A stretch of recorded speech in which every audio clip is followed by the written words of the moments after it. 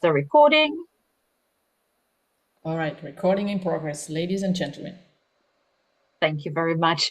Good evening, Toastmasters and online guests, and a very warm welcome to this Club Growth webinar entitled Coaching for Success. Now, my name is Natascha Jacobsz, and I will be your guide for this evening.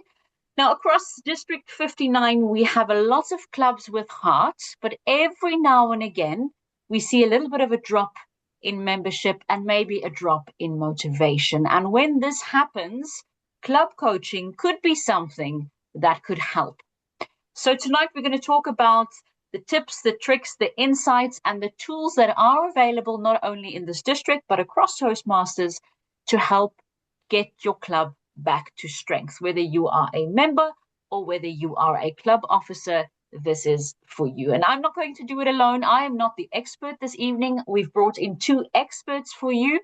The first is the current secretary for Wageningen Toastmasters, and his name is Joshua Dijksman, and he's part of the club officers team who recently not only brought their club back to health, but to distinguished status. And second, we have Astrid Teunissen, and she is the club coach of Wageningen, but she's also the district's club retention chair, so she knows all about the coaching process. And we'll be picking their brains tonight for insights. And of course, as online viewers and as fellow attendees, you get to ask questions. You can pop them in the chat, and you can also ask them towards the end of the conversation. All right, with that, we're going to kick it off. And Joshua, I'd like to invite you to the digital stage where you and I will pick your brain on what you've gone through. And maybe, Joshua, let's start with setting the scene. So Wageningen was chartered in June of 2018. So the club is already 7.5 years old. And you recently went through a club coaching process, but let's take a step back. What has the last few years of the club been like? And, when did you guys start seeing, maybe it's time to get in some outside help? And what was the biggest headache that you as an officers team were dealing with to get this ball rolling? Yeah, thank you, Natascha, for the introduction and for setting the stage here in this, I guess, intervention interview, because a coach is really doing an intervention in a positive sense of the word to set the scene or to sketch a little bit of where we're coming from in the club. We charted indeed in 2018. We actually started the club with some friends in 2015 already in Wageningen, which is a university town in the Netherlands, for those who don't know, thinking that this would be an excellent venue to find both local students and professionals to learn about public speaking and leadership skills, all the good stuff that Toastmasters is known for.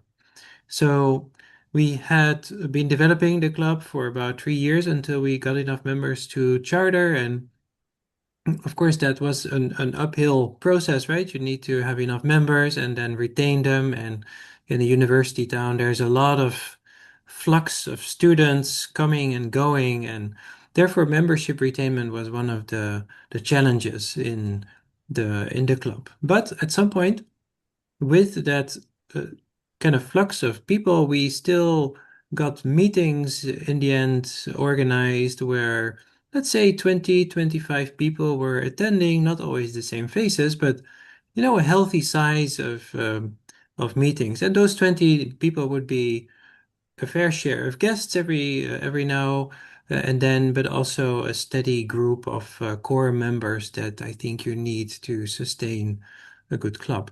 And then what happened, as what we all experienced, is that COVID happened. And we moved our club online. We were actually able to do also hybrid meetings because the university was not too restrictive in doing things, at least after a while. But we did notice that the getting new guests to join our meeting became steadily and steadily more and more complicated. And we really struggled to get these guests and then also, of course, convert them to members. Yeah, and And this may be important on this note, just to let everybody know who's watching. Mhm. It's very important that a healthy club, has at least 20 members. That's the standard we all go for. Yeah. And club starts to get in trouble when you hit 12, because then you are considered a weak club. So Joshua, when did you guys hit that number in the 7 year period since chartering? I forgot the exact date, but it's not something that I would like to remember, I guess. But this was It's trauma. somewhere in 2023, right? So we declined steadily since the onset of COVID, and then in 3 years, we really hit, as you could say, rock bottom, where every May, June, we were wondering with the board, like, should we continue with this? Is there still an interest in this city, in this area for a Toastmasters club? And it was a recurring theme for several board rotations. Luckily, we were really strengthened by a number of really dedicated members who kept showing up and kept doing board roles and so on. So that kept the club alive, and everybody really wanted the club to survive. But 23 was really the I think mid 23 as well was really the point when things started to go become very difficult. And then we started to get into this process of getting a club coach. And So before we yeah, go into that, so when did you know, or how did you know that this was available? Because I think, again, this is something that we have in the district. We have club coaches ready, but not everybody knows that we have the system in place. So, Joshua, how did you guys know about this, and what did you do to first get the process rolling of getting a club coach on board? yeah, about again, when I first heard about this, I cannot exactly remember. I mean, I've been a Toastmaster member for 15 years, so whenever I hear about these details, I guess I knew from my interactions with training programs and so on. What happened at some point was that we had some active area directors who then decided that this could be something for us, and we had to go through a bit of an administrative process. That was, I must say, also a bit of a challenge because there are some requirements. You mentioned already the magic number 12. At some point, we were going through the application process, and then because we had dropped below 12, and then we filled out the forms, reached 14 because then two new members joined, and then someone higher up in the Toastmasters hierarchy said, well, wait a minute, you are not under 12, so you don't qualify anymore for this coaching program. So that was a bit of a struggle really in the beginning to get the process going. But you know, uh, eventually we managed, and in the beginning it was Agatha, the back then I think area director, who really helped us to uh, become actually a bit more, how to say, focused, a bit more rigorous in how we were organizing our meetings. And what she also did, and that was a key improvement to our meetings, she brought in or helped to bring in members from clubs in the area and outside the area. Yeah, so if you want, I can share a little a data thing with all of you to highlight how that affected our attendance. Yeah, So and Joshua and I spoke about it. He says, Natasha, I'm very data driven, so I yeah, want to yeah. bring those numbers. So we're very happy. So Joshua, please show us, and then we can Sorry, immediately see the difference. I'm a physics professor, so what can I say? Comes I with the need I job. need data points. So I hope you can see this on the screen. You can see here the club started here. This is the number of members in a meeting, so excluding guests and everything from the Easy Speak export, so it's not perfect.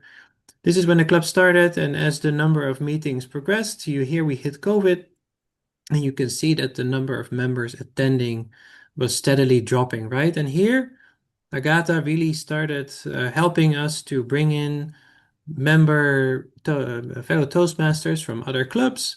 You can see here in the number of meeting roles confirmed on time that we went up quite a bit here. And, so that the decline basically stopped, but we were not out of the woods yet. Yeah, that was clear.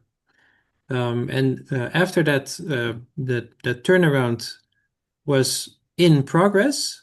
We managed to get Astrid on board, the club coach, the official club coach, and you can see that since then, member attendance in meeting has been really improving. So Yeah. that's yeah. So they say the proof is in the pudding, and the proof is literally in the data points. But I want to Mm. just take a step back because Mm. obviously we literally see the effects of the involvement of a good club coach on the numbers, on the meeting roles. Yeah. But I mean, there's a relationship that needs to be formed, and trust forms a very important part of a club coaching process because just for those watching, a club coach is never imposed on a club. It's a discussion. The club asks for a coach is appointed. So, how does that relationship building work? Obviously, we don't have Agatha here, so we have Astrid, but what was that relationship building process with Astrid like? And, how as a board do you work together with the club coach to also build in these mechanisms and trust each other that the process will work? Yeah. Yeah, trust is indeed a very important feature here because you have to work very closely with external people outside of your club to help you with how to manage your club better, right? Because every club is different and every club has its own little characters and its own dynamics in it. So you don't want to, let's say, mess with that as a club coach. So you have to take a very gentle approach while still bringing, I can say, best new energy to the dynamics. And in this case, I think Astrid is a very energetic person and she's very good at that. And what helped in the trust relationship is that I had, together with Astrid, already done some COVID meeting organization stuff behind the scenes. We were basically the Zoom team, I think, in several contests. And that was always a very pleasant process to work with Astrid. We were sort of well locked in together in that sense. So for me, there was no real trust issue towards Astrid. Of course, the board is bigger than me. I was back then floating between different board roles. I was president also at some point. But so that did require that Astrid came into our board meetings and encouraged us to look, to the bright side of things because the board meetings were not necessarily always the most exciting moments in the club history. Let's put it this way. Astrid can maybe comment on that later in a nice way, hopefully. And so we really needed to get that energy back and the motivation to see like, okay, what can we do now? We've tried everything, but maybe not everything. So what other tricks are there in the Toastmasters hat to get members, to do better PR, and to really convert everyone who comes to that meeting into a happy, a happy speaking Toastmaster member? That was really the the kind of thing that had to happen. All right, so let's talk about those Toastmaster tips and tricks. Because Hmm. what were some of the key insights in this rebuilding phase together with your club coach? What direct things that you implement or change so that people would eventually come to the meetings, but also convert from guest to actual club member? What were some of the key learnings in that process? For me, even though I was very experienced, I had always underappreciated, I think, the role of being extremely welcoming to guests and making sure that the logistics for the guests are always in place. And with the logistics, it's not, so we played around with these funny name tags and everything, and that, it has to be a little bit bigger than that. And that is one of the key changes that Astrid brought to the club. The visible name tags on paper, printed already when the guests are coming in, right? They advancedly say that they're coming, and then, hey, they have something already there. We're really taking care of them. That was one thing. Also, one thing that Agatha, of course, also helped with is to bring a critical mass of enthusiastic speakers to the meeting that can help chat with members or with guests during breaks, after the meeting is over, and also before the meeting. So that is also a key feature that you really need to have. And also instructing all your members to really talk to the guests as much as possible, right? To really show them like, hey, this is a great place to be. You can learn something here. That is the key transformation I think that really took place together with Astrid's or under Astrid's glorious leadership. No, I should say it differently, perhaps. But no, that really We'll call it co-creation because that is what it is. co-creation. Sure. Now, obviously, the club is back to healthy status. I happened to check the dashboard. You're on 20, so right on par. And you reached distinguished status on the 1st of April this year. At that point, the official coaching stops, at least on paper. How have you managed since April to keep up with the learnings, to keep up with the energy, to keep up with the lessons that you learned, to ensure that you stay healthy and not drop back, as you so eloquently put it, to rock bottom? I think keeping the standards as we have them so far, right? To make sure that the logistics are in place, that we know what the guests like, to pay attention to the guests. That this is something that requires permanent attention, in my view, because once you get to know each other in a Toastmasters club, you become each other's friends, and you tend to hang out with your fellow club members and not anymore with the guests. So this is really a pitfall that everyone, even very solid clubs, should be really careful about, because it comes off as a sort of in crowd, and that's not what you want for a Toastmasters meeting. So that's one thing. We have floated around the campus a little bit in terms of in looking for also a good location where we can have a reliable and predictable event, because we had to switch so many times. This was also problematic for guests to, first of all, find us, like literally find the right door or find the right building even. So that is not helping. So having a predictable location is also, I think, key, because now we have been going since April, maybe not, but we have been going for a nice location where we can do solid hybrid meetings for a long time, and every time we have like 2, 3, 4 guests every meeting, and I think that's really positive. There are new people coming in, and we get every time positive feedback from them. And now we even have a meeting that allows us to, afterward, a meeting location, to have a little bit of socializing in the local meeting place where we are currently situated. So that all of that is our attempt to keep it going and maybe achieve a little bit more, even go towards 25 members at the end of this year. That would be a really nice target for the And club. maybe even things like President's Distinguished and things like that. Joshua, now we have people watching live. We're going to have people watch this recording back. For anybody who is a club officer or club president right now that is frustrated, that is maybe a bit sad, that is losing energy, and that the club is struggling, what's the one piece of advice you would give them right now? What would your closing and parting piece of advice to them be? My single biggest piece of wisdom in this is to find a person in the local area, division, district, that really you can work well with and brings in really new visions for the club. I think that is the key point for a club coach. You really have to have that external person firing up everyone and bringing really new ideas to the club, because that's the only thing you can sustainably do, right? You can bring in new members from other clubs for a brief amount of time. That's a great intervention for a crisis moment. That's your emergency room situation.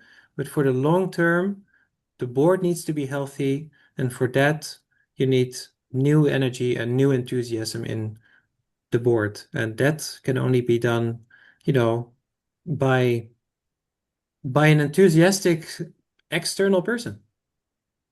Well, Joshua, you guys have done a great job to get the club back to strength. I've had the privilege of also attending one of your meetings to do a workshop.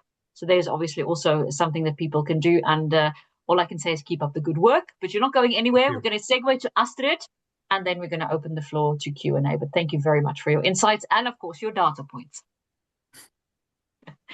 Astrid, our dear club coach, but also our district's club retention chair. And for those who don't know, the club retention chair is responsible for not only matching clubs with club coaches, but also keeping an eye on the health and wealth of the club's in the district. So Astrid, over to you.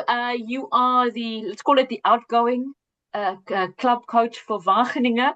When you are first assigned to a club as a club coach, what are the things that you are looking for? What are the first steps? And Joshua and I touched on building that trusted relationship, but what are the first key things you look for and do you need to do as a club coach? Thank you, Natascha, for this question and the introduction. The first meeting I attended as a club coach, I was just feeling the environment, looking what happened around me, and asking questions to people who were attending, but also analyzing how people were dealing with each other, etc. Like before the meeting, during the meeting, after the meeting, etc. And of course, I also paid some attention to the Easy Speak and the dashboard before I visited the club. And in that very first meeting, I saw people that were Toastmasters, and I knew that they were enthusiastic, but I didn't feel it. And I was like, what's happening? Where did it go? Because I knew that club in a different way. So I was just very curious how their status was at that moment. So at that very first meeting, I was just analyzing and just leaning back a little just to experience what was happening. And then the second meeting I attended, and that's maybe a very important part as a club coach, then the board also starts to ask you questions and asks for advice, etc. And in that second meeting, they said, well, we will just have a look until the end of the year. And I said, no way. I'm a club coach for the year and I will be there for the whole year. And so we did. But to be honest, I felt a lot of frustration with the board members because they did their best they could do. But it didn't give the result that they expected to get. And that leads to frustrations. And I think that's the point Joshua made just before we wrapped with him, that you need someone to take an outside perspective, because, as you know, from what I heard from him as well, these were board members who, despite difficult times, still stuck around and still said we want to do this, but somehow couldn't have the tools or the insight. So, Astrid, now you've watched the meetings, you've kind of gauged the sentiment. Where do you go from there? How do you make the right kind of appointments, as we say in Dutch, afspraken, with the team, and how do you build that over the period that you are responsible for the club? Well, the first basics were that what Joshua explained before, the entrance of guests, when you have prepared the agendas in advance and printed them out and have name tags that are also that the Toastmaster of the evening is able to read it instead of a badge. That also helped to have some connection with the guest because you hand them over their name tag, you hand them over their agenda, you also hand them over a form to get some personal details. So the connection will be easier and they feel committed to the club when they have filled in some form, because then they feel, hey, I'm welcome. And that's the first important part, that when you have guests that are not connected with, people are not in connection with the guest, then the guests really don't feel into the meeting. They don't feel involved. So that was a quite easy puzzle piece to use to get into contact with the guests. And after that, one of my points that I saw with the board members was that they were all doing their best on their own aisle, but the connection was lost. So they did their best, but they didn't. Well, there was communication, but the communication had to be improved that they all were working towards the same goal. It was not, we're not doing it for Joshua, we're doing it for the club Toastmasters Wageningen. Yeah, so it's getting them from that island perspective and bringing them together. Yes.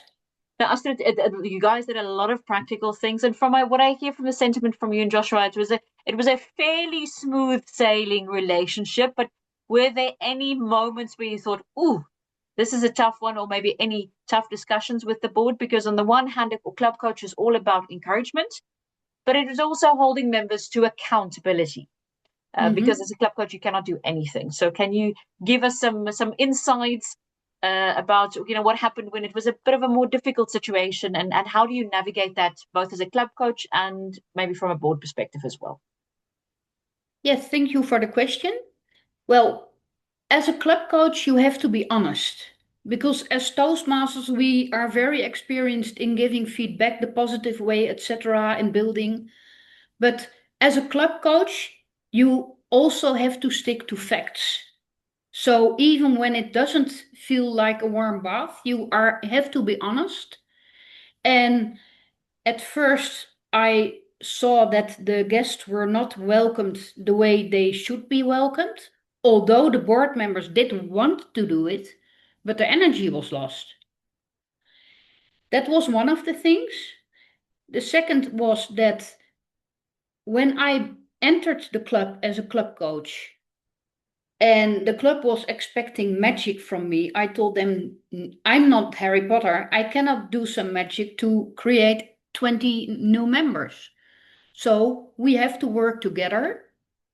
And that means that we have to communicate with each other, board members with each other and also with me.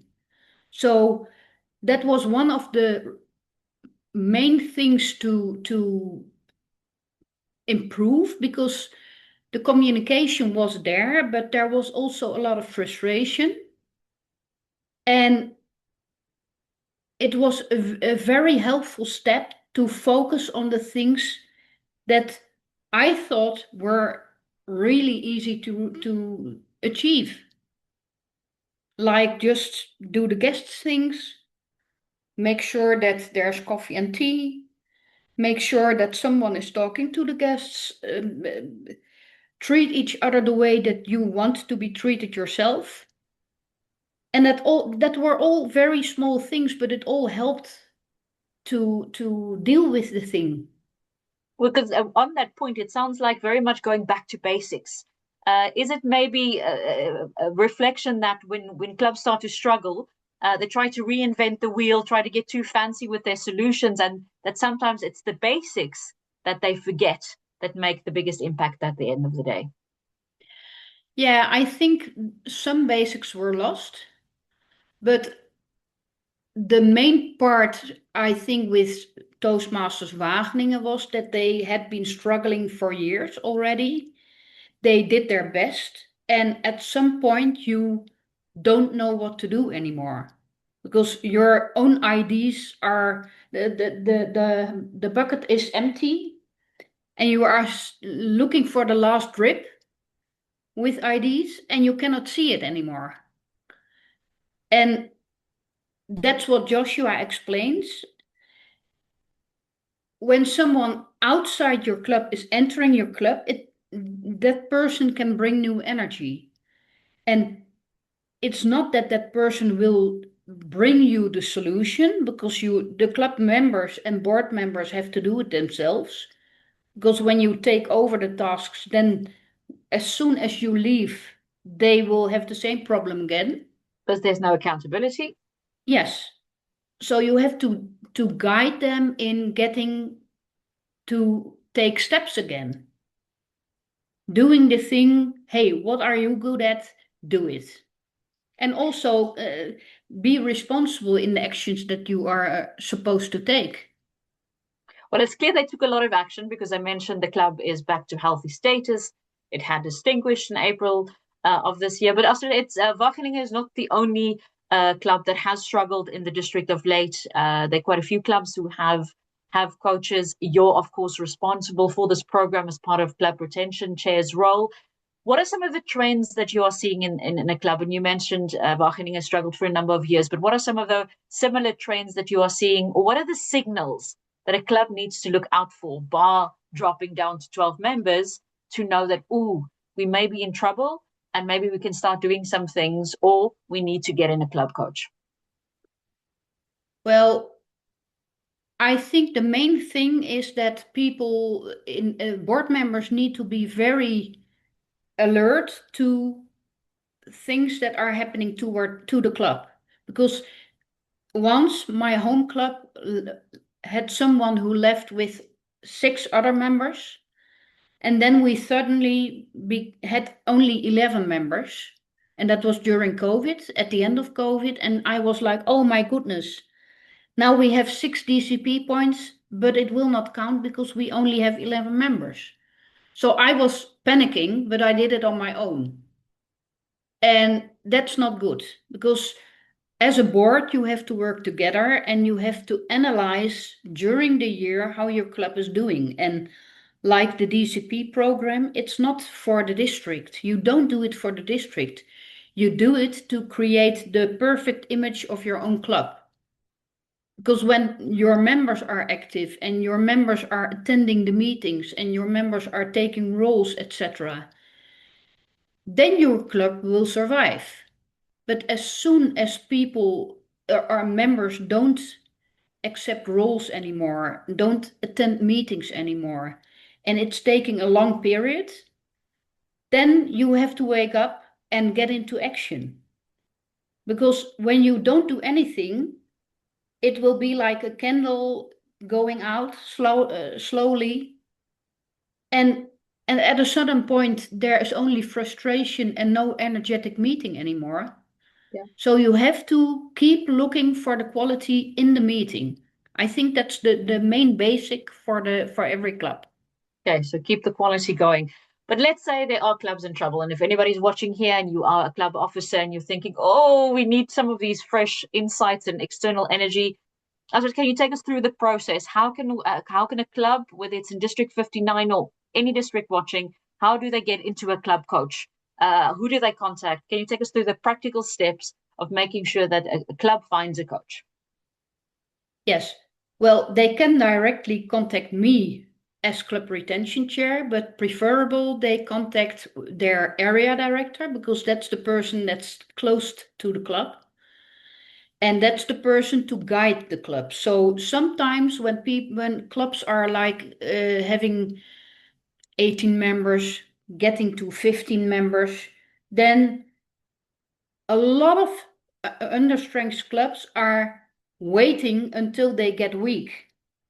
But the better thing is that you get into action immediately. As soon as you lose too many members, get into action. Ask for help in neighboring clubs. Ask your area director for help. Hey, can you help us? What can we do? Organize a workshop or whatever. When you are in trouble already, then talk to the area director. They can contact the club retention chair.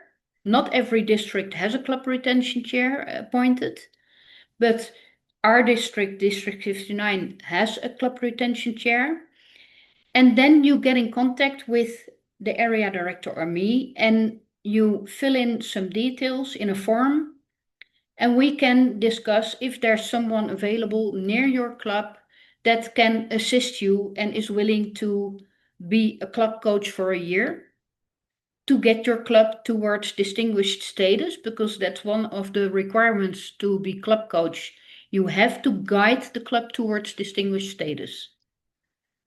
Because that's one of the rules, right? And in order to also get your points as club coach, before we get into the to become a club coach process, just are there some rules around who can and who cannot get a club coach? How long does the appointment generally take? I know I'm asking the chicken and egg question now, Astrid, but just in a general timeline, or how short or how long does it take to connect someone to the club? And then maybe in a worst case scenario, what happens if the club and the club coach don't see eye to eye and it's not a good match? Basically, Well, are you stuck with your club coach? I think is yeah, very basic question. when you are stuck with your club coach, there's one thing you can do, and that's be honest. Because when it doesn't work for two sides, be honest with each other. Because you can expect some magic, but it will not work. Because when a club coach is appointed but not doing anything for the club will never get towards distinguished status. The other way around, when as a club coach you are very energetic and trying and trying and trying and doing actions like a marathon, and the club is not doing anything, just waiting until you are finished, that will not work either. Because they have to get into action. That's the only way they can save their club. And then they just reach out to the district trio or to me as a club retention chair. And then we can work things out and look for a solution that's suitable for everybody. So it's not that, oh, you did wrong, or you did wrong. No, we want a solution for everybody. Because the club coach wants to be club coach, probably also because he or she wants to become DTM. But the club wants to have the club next year too, most of the times. So both parties have the best interests at heart, but sometimes it's a mismatch, but not everything can be solved with a conversation. Just Astrid, No. before we jump into the club coaching side, for anyone that's interested to be a club coach, generally, how long does it take to match a club with a club coach?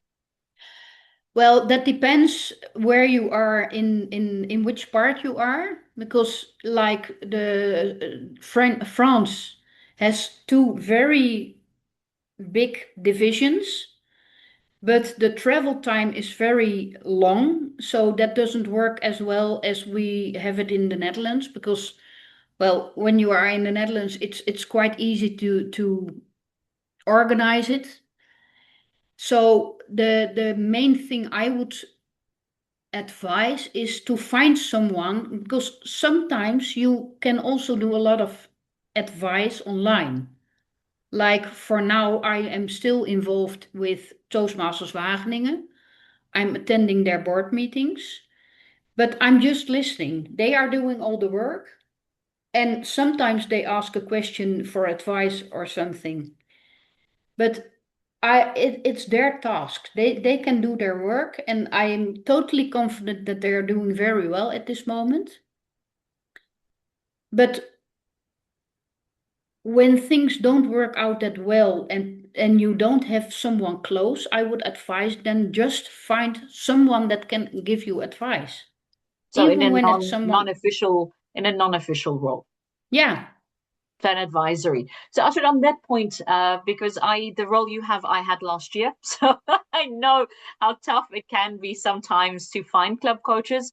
But on that point, so for anybody that is interested, if you are interested in becoming a distinguished Toastmaster, there are certain things that you need to do.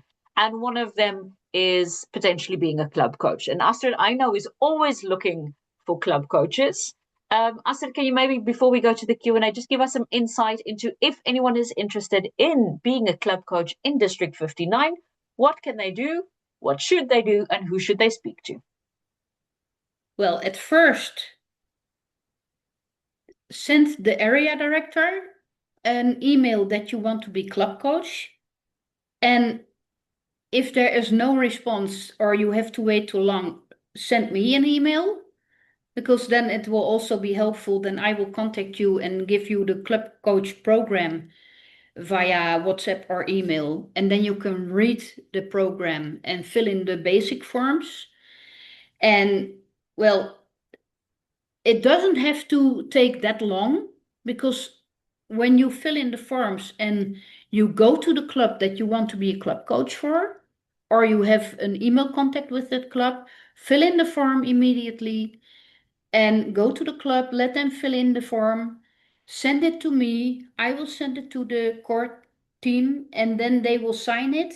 And as soon as I have the signed form, I send it to Toastmasters International. And well, sometimes they want me to send it, and sometimes they want the club growth director to send it. But most of the time, it takes like a few days, sometimes a week. So when So you quick speed up the turnaround process, time. yeah, when you speed up the process yourself, then it will be very helpful. And yeah, it depends on response time.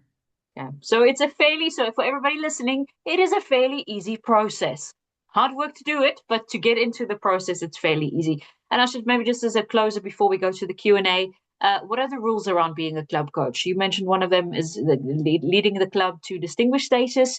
Is there a timeline in which you need to do this? How long can you be a club coach for? Maybe just give us those insights quickly. Yeah, well, I had a term of a year, but there was also an advice that if you were not successful within a year, you could also ask to do it another year. But then you had to write something to TI to ask for permission to take it another year, to do it another year. And so you have some extra time. And I think when you have some good argumentation about what you want to create for the club and that you write it down and explain it very well, I think they will always give you some extra time. And well, to be honest, in the whole process, it's really important to keep in eye that you do it for the club. That's the main thing. You don't do it for yourself, you do it for the club. The club needs the guidance, and that's what I explained to Toastmasters Wageningen also. I wanted them to grow. I wanted them to get stronger and to get more energy, etc. And yes, for me, it was really helpful to get my DTM. But the main thing was that there is a healthy club again. They are confident that they can do it now. Where there were doubts at the beginning, they now are very energetic and full of confidence. Oh, as if I see Joshua regularly smiling, so I think yeah, he gives thumbs up. He definitely agrees with that. So Astrid, I think important to note here, you have a maximum of 2 years to coach. You need to get the club to distinguished status, which is 5 points on the BCP program. But I think you made a very important point by saying it is needs to be intrinsically motivated, because that's also the only way you're going to get it up to speed.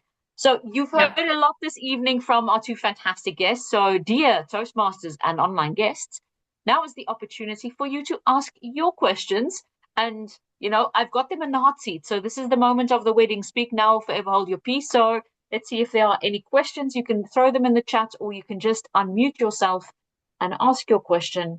And I think anything goes, right, Joshua? Astrid, they can ask you guys anything under the sun. So do we have any questions from the audience? And please feel free to, if you're a bit shy, you can also pop it in the chat. I see Chase and I see Adam. So Adam, since I saw you first, let's go with your question. Yes, I have a question. How do you coach a corporate club? If let's say a corporate online club, if they need a coach.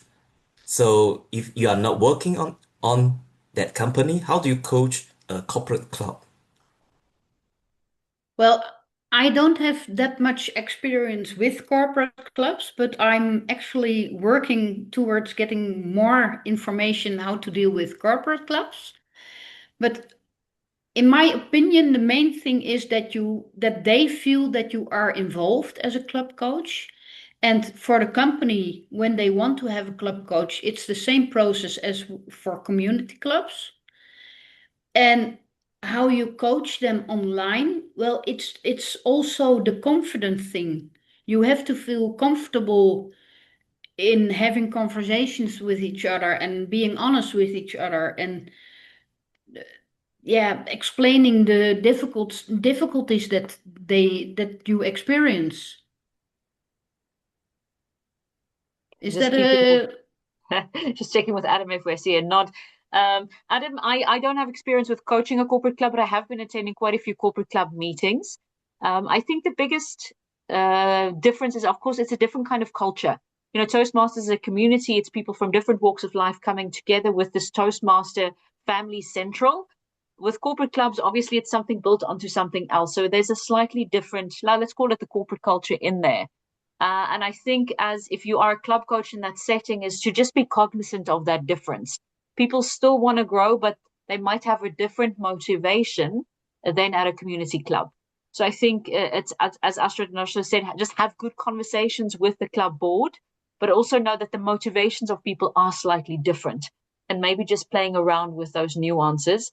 But I think everybody is happy for the help. It's just the context is sometimes perhaps a little bit more complicated in a corporate environment. That would be my perspective.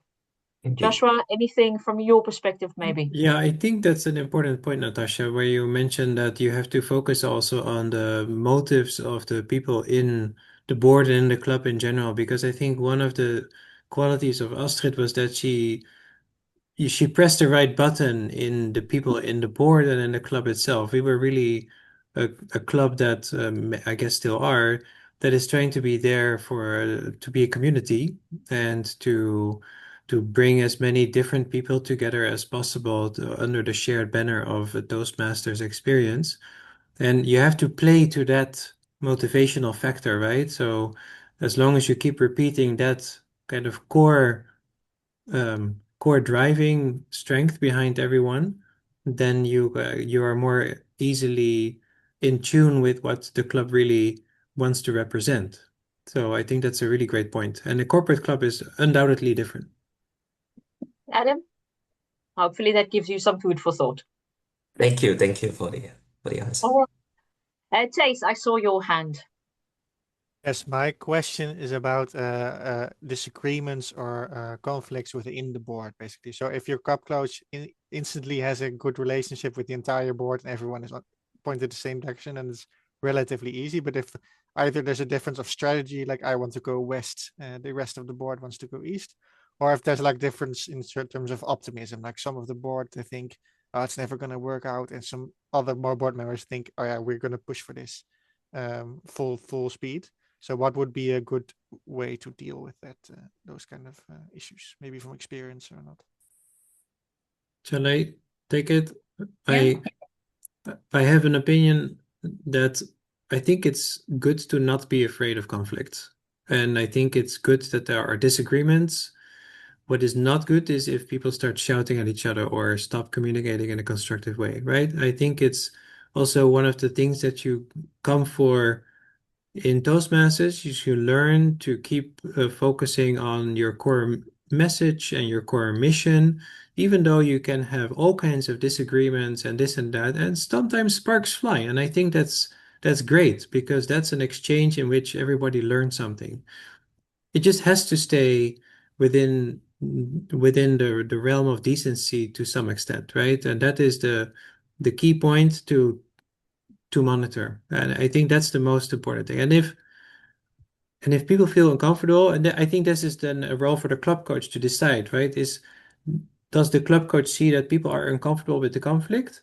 Then try to make sure that they start to become more comfortable with the conflict situation. And the people who are really communicating in a way that cannot be tolerated, they need to be told that in a very straight manner. So that is, I think, a place for the club coach to intervene in a very targeted way. Astrid?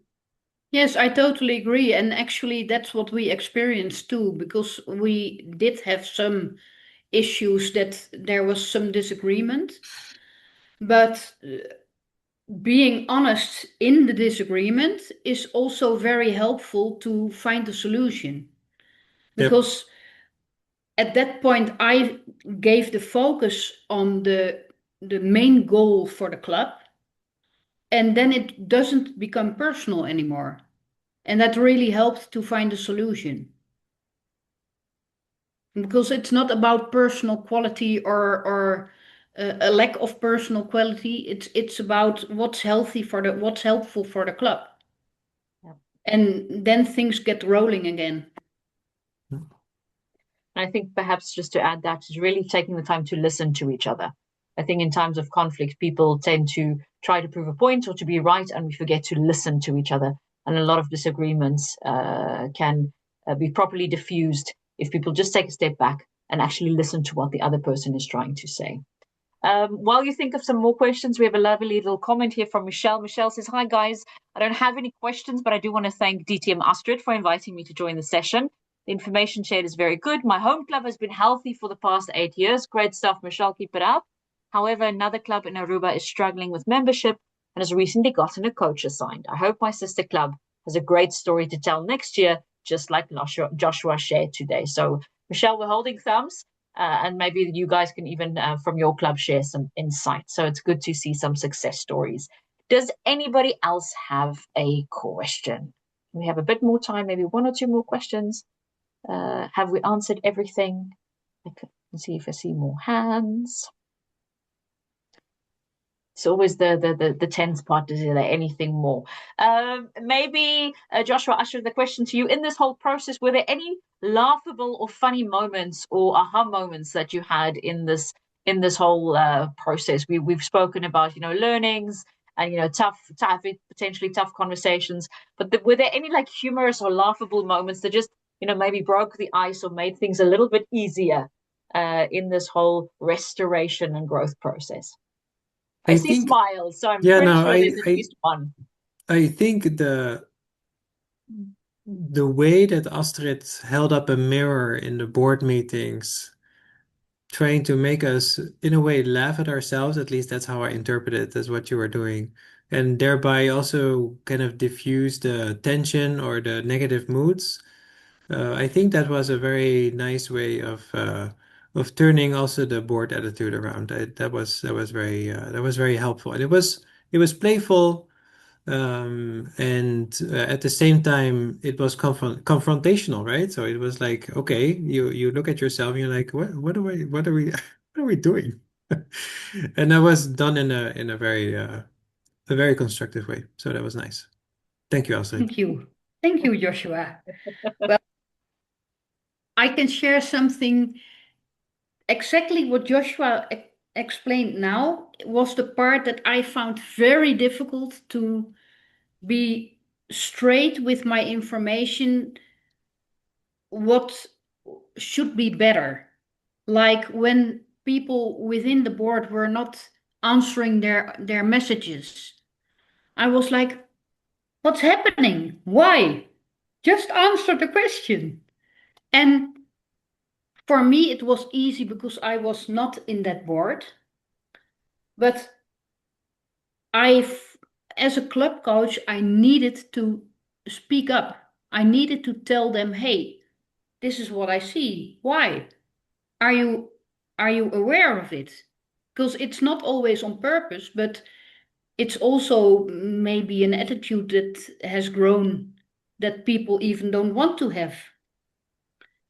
And that's also what it brought me as a club coach. I really learned a lot in giving straight information to the club, but also being honest to myself and to the club when they expected to get 20 members within the end of the year. I was like, oh my goodness, how am I going to do that? And then I was like, I'm not Harry Potter. I don't do magic. And I tried to do it in a humorous way, but I really felt uncomfortable at that moment because I wanted to help them the best they deserved.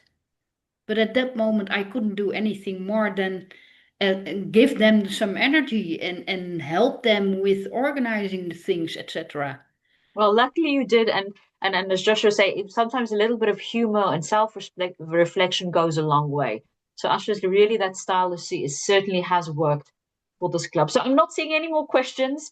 I want to thank Joshua and Astrid for their valuable time tonight, for sharing your insights, for doing it with laughter and heart, because that's what Toastmasters is all about. I want to thank you all who've joined live, spending a Wednesday evening with us where you could be, watching Netflix. So thank you very much for your time. Thank you for your questions. This webinar is being recorded, so for those of you watching the recording, thank you for watching. Thank you for joining us for this Club Growth webinar. And I want to say thanks, Michelle. I see your hands. Thanks, Robert. Thanks, Adam. Thanks, Tace. Thanks, Sonia. Thank you for your time and have a very good evening, and see you at the next Toastmasters meeting. Thank you very much, Natascha, for hosting this. Yeah, thanks, Natascha. Great job. Thanks, everybody. Sonia, I think you're allowed to press stop on the recording now.